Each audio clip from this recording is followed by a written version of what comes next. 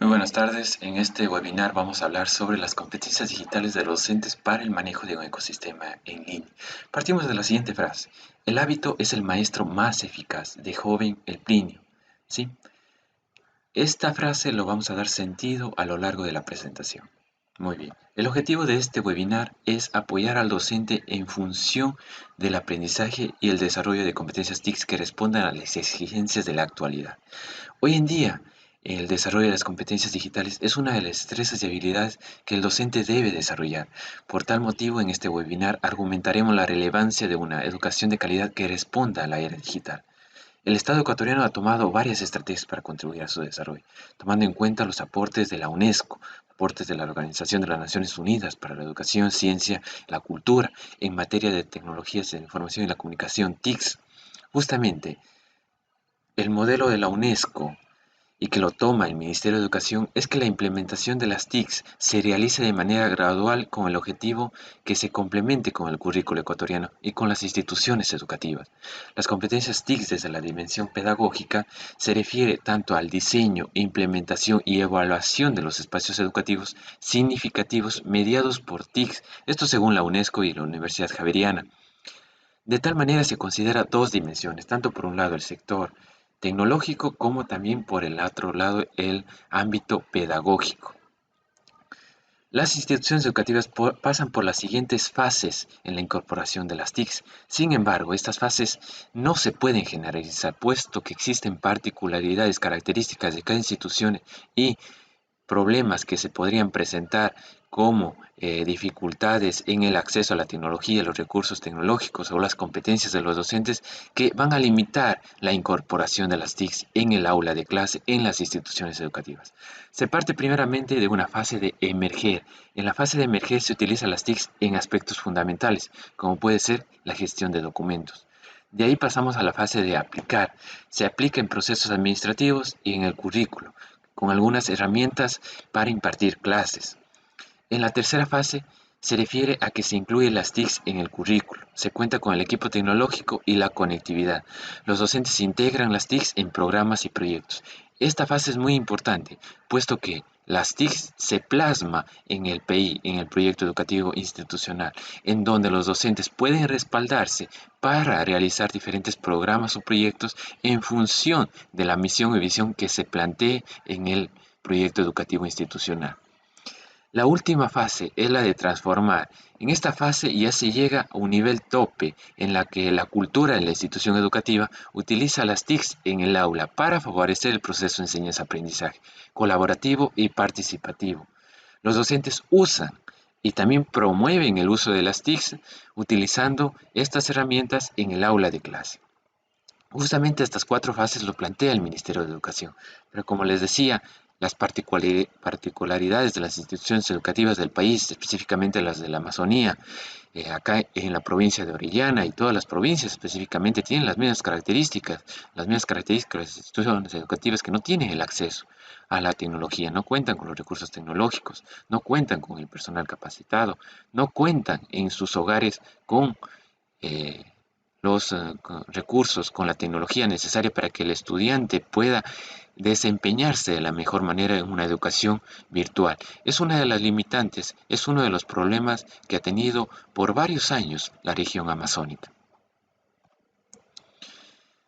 En la medida que se incorporan las TICs en las instituciones educativas, se realiza un cambio en la terminología de las mismas, pasando desde las TICs, las tecnologías de la información y la comunicación, hacia las TEPs, las tecnologías del aprendizaje y el conocimiento.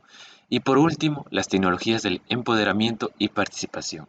En el siguiente gráfico podemos ver la relación de la incorporación de las TICs en las cuatro fases que plantea el Ministerio de Educación conjuntamente con el cambio de la terminología. Podemos ver que la última fase de transformar se refiere a las tecnologías del empoderamiento y participación, donde ya la institución educativa se siente identificada con las competencias que se desarrollan a partir del uso de las tecnologías de la información y de la comunicación, utilizando como herramienta fundamental para el desarrollo de un proceso enseñanza-aprendizaje. Justamente, si es que no le damos el objetivo, no le damos el fin pedagógico, no se referirían a las tecnologías del empoderamiento y participación. La UNESCO plantea algunos indicadores para que los gobiernos, las regiones y las instituciones educativas identifiquen en qué porcentaje nosotros hemos estado incorporando las TICs en el aula de clase, en la institución educativa. Justamente estos indicadores los tengo por aquí. Este material no se preocupen, se los va a enviar a su correo electrónico y WhatsApp para que lo tengan a la mano. Lista de nuevos indicadores propuestos en el área de las TICs en educación, esto según la UNESCO. Específicamente para el dominio conceptual del desarrollo del personal docente, específicamente en el área de las TICs. Indicadores. ¿Cuál es el porcentaje de docentes de primaria y secundaria certificados para enseñar las TICs? ¿Cuál es el porcentaje de las escuelas que cuentan con servicios de apoyo a TICs? ¿Cuál es el porcentaje de docentes de primaria y secundaria certificados a través del programa de educación a distancia mediados por las TICs? ¿Cuál es el porcentaje de docentes de primaria y secundaria que enseñan conocimientos básicos computacionales, es decir, de informática? ¿Cuál es el porcentaje de docentes de primaria y secundaria que actualmente enseñan una o varias asignaturas utilizando las TICs?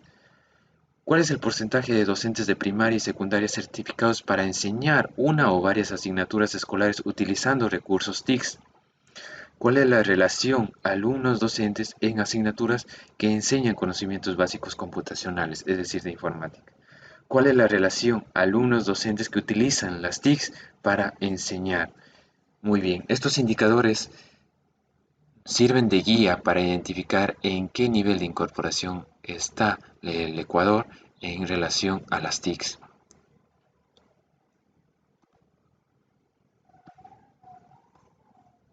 En el siguiente gráfico podemos observar desde el nivel macro hacia el fin de la incorporación de las TICs.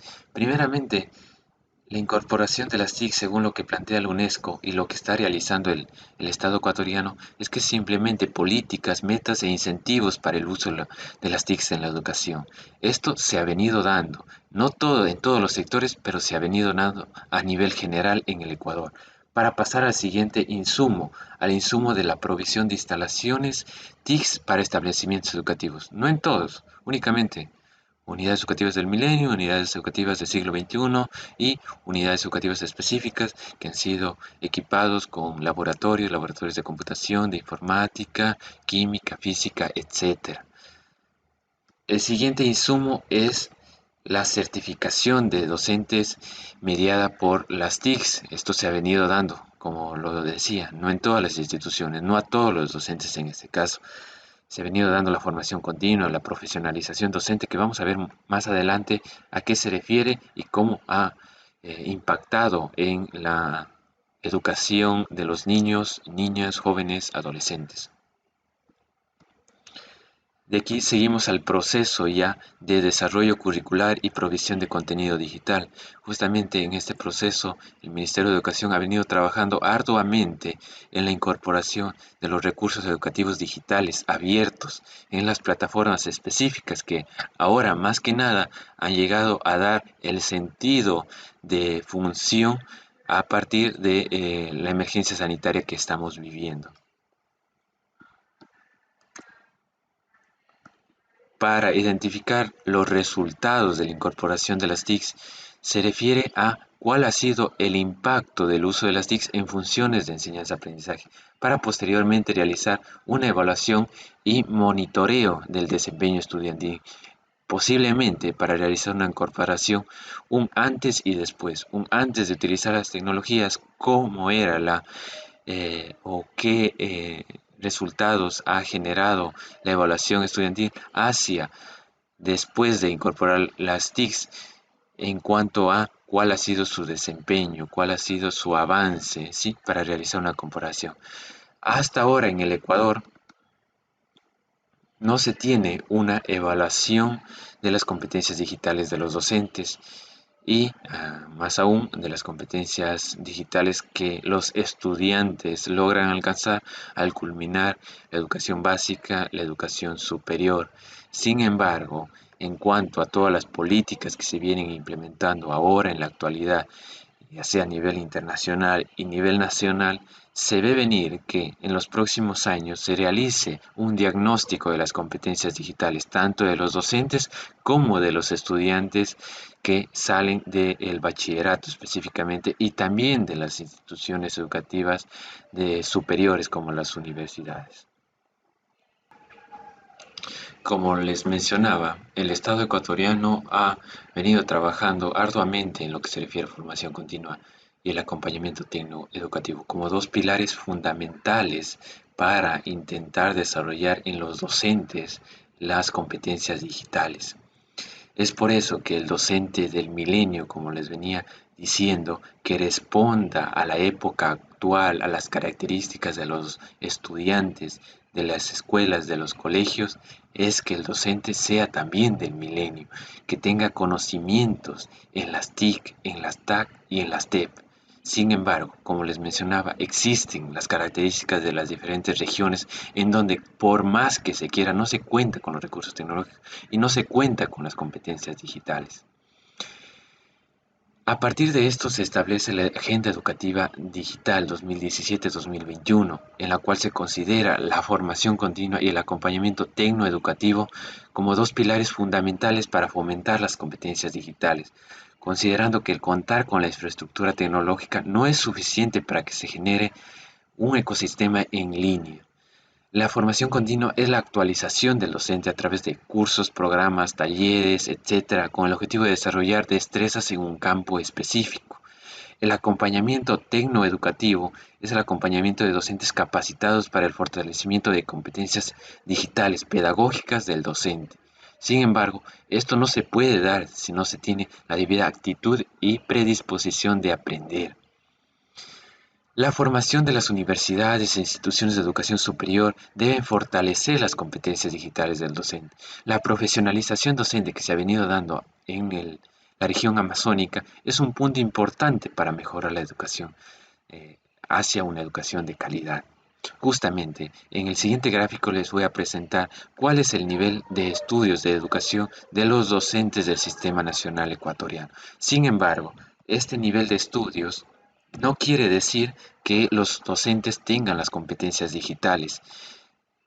De cuarto nivel tenemos el 10%, un poco más del 10%. De tercer nivel tenemos el 78%. Bachiller el 11%. De educación general básica el 0,09%. Los que no registran 0,17%. Esto de los 206.016 docentes del Sistema Nacional Ecuatoriano. Como les decía, el tener un título, el tener este título, ya sea de bachiller, tercer nivel, cuarto nivel, no quiere decir que estamos teniendo las competencias digitales para incorporar las TICs en el aula de clase. Es por eso que el Ministerio de Educación está trabajando con la formación continua y el acompañamiento tecnoeducativo. Sin embargo, no a todas las instituciones educativas son beneficiadas de estos programas que el Ministerio de Educación lo está realizando.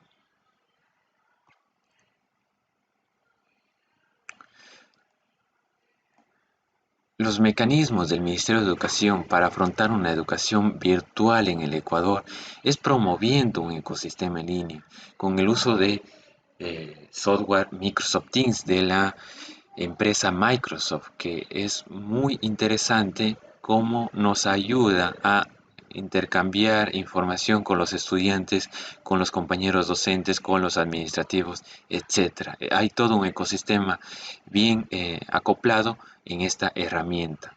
Además está el plan educativo COVID-19 que está en la página de recursos2.gov.es en la que podemos encontrar los recursos educativos digitales abiertos y la página Educa Contigo www.educa.es. Además, como alternativa a los que no tienen estos medios tecnológicos, pero sí radio y televisión, están los canales educativos, los cuales en un horario específico transmiten programas que refuerzan las destrezas desarrolladas por los estudiantes en el periodo escolar. Y si es el caso que no se disponga de estos medios tecnológicos, están las fichas pedagógicas distribuidas por el Centro de Operaciones de Emergencia COE. Actualmente en el régimen Sierra y Amazonía se está impartiendo el refuerzo académico de manera virtual. Se anunció recientemente que el 4 de mayo se retomará el cronograma escolar de manera virtual, al igual que el régimen Costa Galápagos. Justamente este apartado, la Amazonía, es un contexto particular específicamente al intentar el Ministerio de Educación incorporar estas vías, estos mecanismos que no todas las instituciones educativas tienen todas las posibilidades para adaptarse a esta educación virtual. Y más aún las unidades educativas, las UESIF de la Amazonía, de la región Amazonía.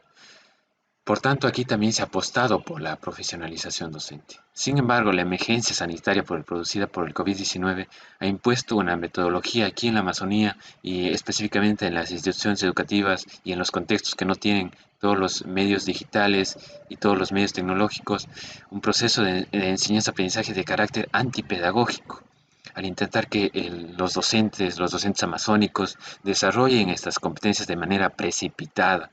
Además, las instituciones educativas están ubicadas en el área urbana y rural, estas últimas más en el área rural, puesto que no cuentan con el acceso a Internet.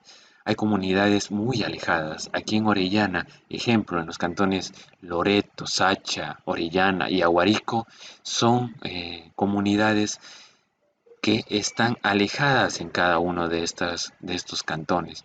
Hay instituciones educativas que no cuentan ni con los servicios básicos, peor aún con los servicios de conectividad.